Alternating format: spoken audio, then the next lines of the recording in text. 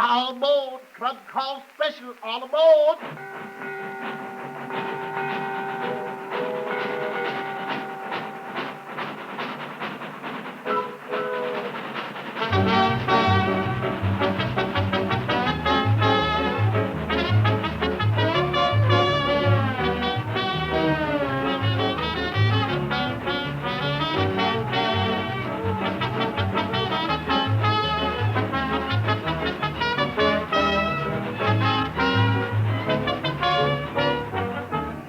As the Club Car Special pulls out of the station, we sink into our comfortable seats and open up to the March of Events and City Life section of our newspaper.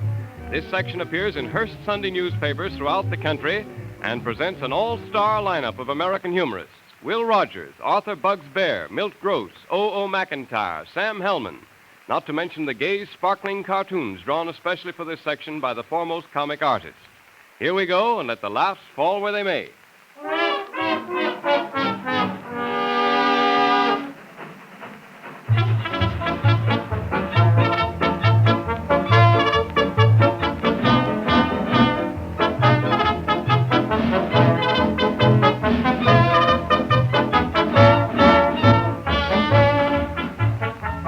Well, at the top of our March of Events and City Life section, we find a cartoon showing a pretty young girl entertaining a very distinguished-looking visitor.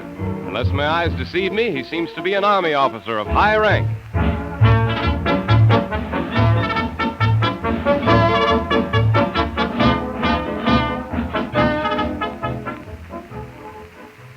Oh, Major Lee, I do wish y'all would tell me more about your thrilling experiences. Are you quite sure you aren't getting bored? Why, Major, how could you say such a thing? You don't know what it means to a poor, weak little girl like me to meet a big, brave man like you. Oh, I have gotten around a bit, I suppose, but it's all in a day's work. And just look at all those beautiful medals you have, all over your chest, too. Wherever did you get them? Oh, they're not half of what I have at home, not half. I like that big one there with a ribbon on it.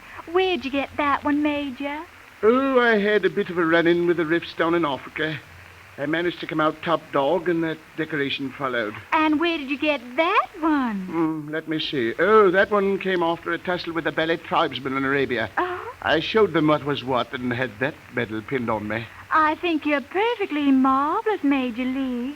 And look, there's one that looks terribly important. What'd you do to get that one? That one? Yes. Oh, please tell me all about it, please. You know, I don't think I can quite remember. Oh, do try to remember.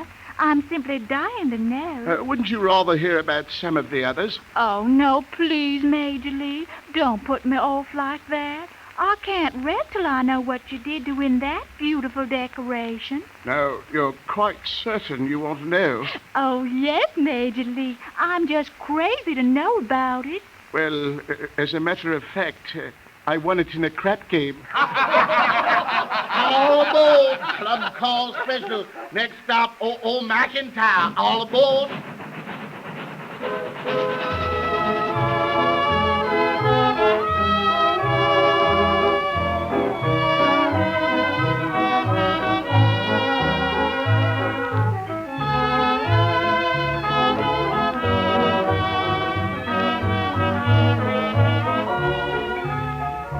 O.O. McKentyre, whose column is an exclusive feature of the Hearst Sunday newspapers, spends much of his time prowling along Broadway, picking up interesting sidelights on this world-famous thoroughfare.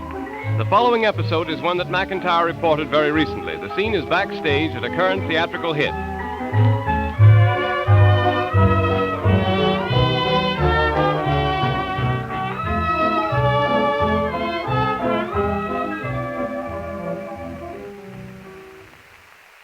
Can you tell me where I'll find the manager of this theater?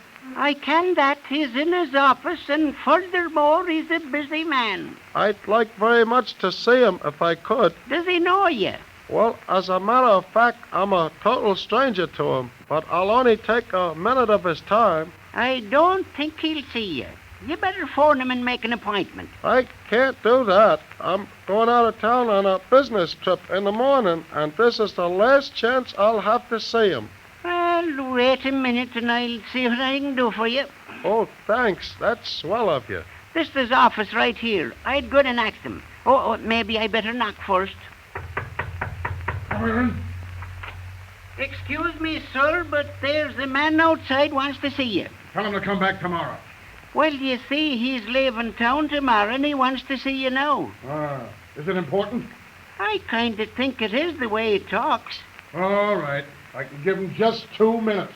All right, I'll get him. He's right outside the door here. Hey, mister. Come on, he says he'll see you. Come in. Gee, that's great. Oh. What did you want to see me about, sir? Well, I seen your show yesterday, and there's something that's been bothering me ever since. What was that? It's about that part where them people are supposed to be eating them raw turnips. You know how they go around chewing on them raw turnips? Yes. What about it? Well, I've been wondering what they use for turnips. What do they use? They use turnips. You mean they use real turnips? Yes, real turnips. Real turnips. Gosh, I never thought of that. All aboard, Club Car Special.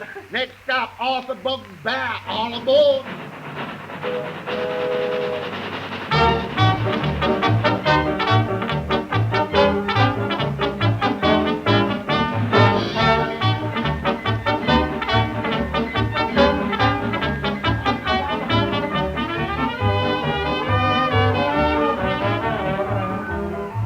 In the Hearst Sunday newspapers, Arthur Bugs Bear writes about a place called Roughtown, and as the name implies, it's plenty rough. But in spite of the extraordinary hardihood of its natives, the local hospital occasionally gets a customer. As a matter of fact, they're just bringing a case into the emergency ward at the present moment. So let's run over and see what it's all about.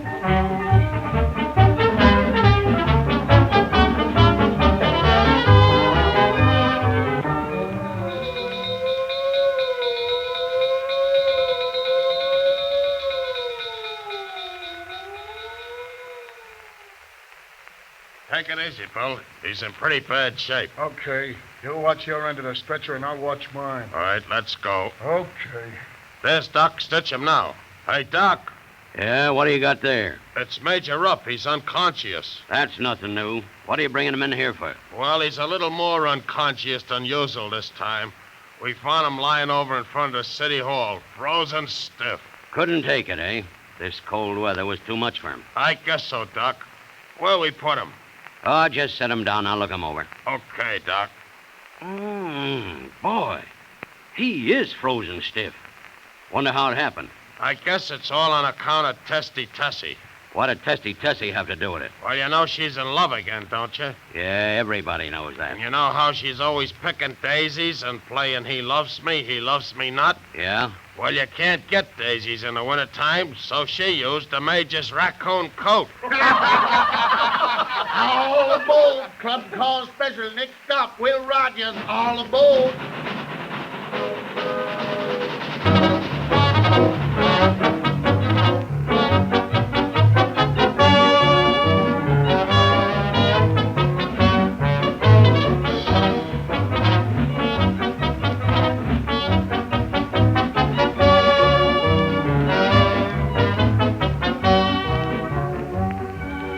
Will Rogers, whose articles are a feature of the Hearst Sunday newspapers, is keenly interested in aviation and follows all the latest developments in airplane design.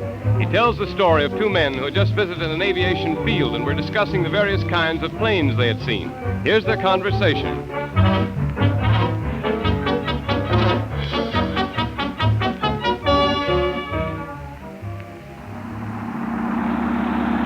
they have some beauties out here, haven't they? Yeah, some of these passenger planes sure are, honey. Just like traveling on a railroad. Yep. Couldn't make you any more comfortable in a hotel. That's right. Say, there's the one that has me stopped. Which one is that? The one that has the wings under the windows there. Oh, that's the very latest thing. This is the last word in passenger planes. But what's the purpose of having those wings right under the windows? Well, that's to meet the super service that hotels and railroads are handing out. What do you mean, super service? Well, when you look out of the window of a modern hotel, there's often a big electric sign to hide the view, right? Yeah? And on a railroad, there's always a freight train passing to cut off the scenery. That's right. Well, these wings do the same thing when you look down out of the plane. Super service, boy. All aboard. Club car special. Next stop, Milt Gross. All aboard.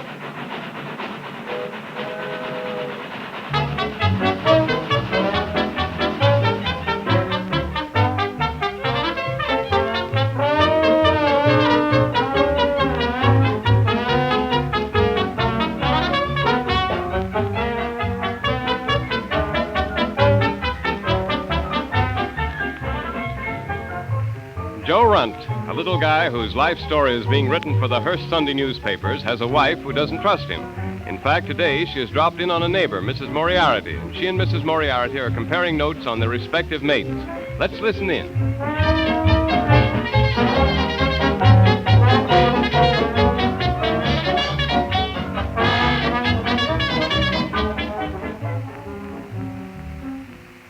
And what is Joe been doing now, Mrs. Runt? That's just the trouble. I can't find out. Have you any suspicions? Well, he's acting very strange. Strange, is it? What's he doing? Well, for one thing, the last 3 mornings, Joey actually kissed me before going to the train. Whisht now. You can't mean it.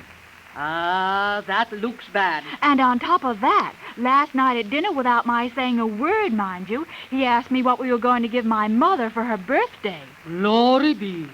No wonder you're worried. Mm-hmm. Haven't I always said all men are dogs?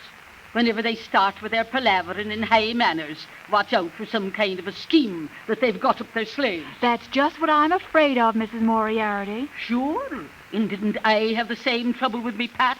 All of a sudden, he got doing a little of queer things, like carrying coal up from the cellar and helping me with the dishes. You don't mean it. That I do, my darling. And divil a bit could I find out what was back of it all. Until one day, I discovered himself was red conscious. Red conscious? Yes, and what else could it be? Wearing red ties, red handkerchiefs, red socks. Well, what was it all about, huh? Well, I did a bit of thinking. Myself, smiling at the rogue all the time. And one day, I got a hunch. Yes? So, the first time Pat took the car out, saying he had to run down to see his sister, I snaked out ahead of him and hid in the rumble seat. My, how thrilling. Oh, tell me, Mrs. Moriarty, what happened, huh? Well, nothing happened until he got to the park, and then he stops. And a couple of minutes later, some hussy comes along and gets in beside him. And off we start. So I opened the rumble seat a bit. Yeah. And sure enough, her head is red. I see. Pat had gone redhead conscious, huh? Well, what did you do? I just reached out with a piece of gas pipe and made him redhead unconscious.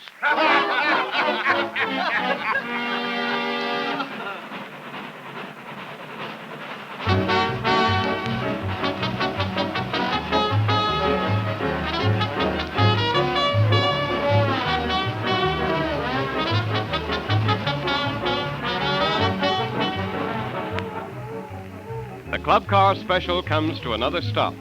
You've been listening to Fun and Nonsense by the foremost writers of humor. But you can continue the program if you wish right in your own home by securing a copy of the Hearst Sunday newspaper and by reading the March of Events and City Life section. There you will find long articles by such famous authors as Will Rogers, O.O. McKentyre, Bugs Bear, Milt Gross, Sam Hilman, and others. No other newspaper has such an imposing array of names so prominently identified with the comedy world. Look and laugh at the comical cartoons also. The Club Car Special is scheduled to arrive at your home next week at this same time over the same station. Don't be late for this comedy train. You are assured of another 15 minutes of fun and nonsense.